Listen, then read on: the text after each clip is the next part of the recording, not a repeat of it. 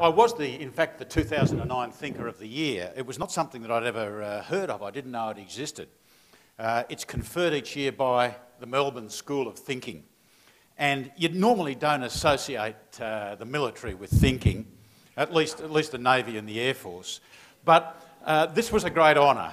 And my wife and I, they sent me a letter saying they'd like to convey this great honour on me. And my wife and I and my son sat down and we looked them up on the website. And they'd been conferring this honour on philosophers and scientists, and I thought, wow, I wonder if I want to get mixed up in this. And of course, the guy before me really decided that I think I should get mixed up in this because it was that great thinker, Kevin Sheedy.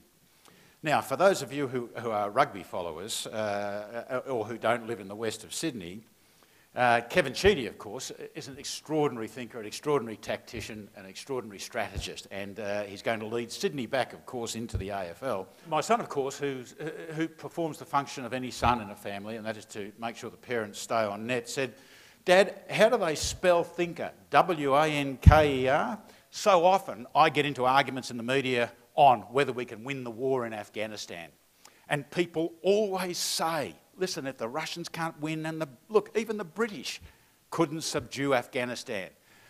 It's interesting because the irony is that following this defeat, where this was supposed to be the lone person coming back to Jalalabad on his horse with 16,000 people who died, most of them did, who died in the snow and from the locals' bullets, if the Brits can't subdue Afghanistan, how can we subdue Afghanistan? The interesting thing is, when you just turn the page of history over, you find that in fact, within 4 or 5 months, the Brits had retaken Kabul in another expedition that they mounted. Within a year, they had retaken the Sindh area of what is now Pakistan and Afghanistan, and they provided 30 years of British-imposed stability. I wouldn't call it peace, but stability onto the area.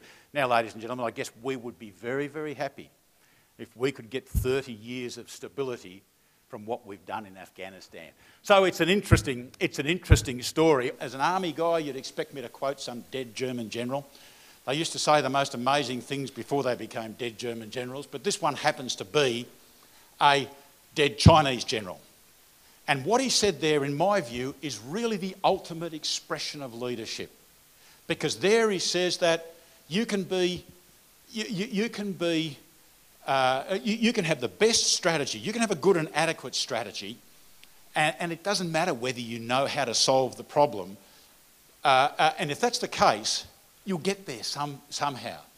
But you can be the best organisation, the best tactics, if you're doing it at the wrong place, the wrong time, for the wrong reason, in all probability you'll fail.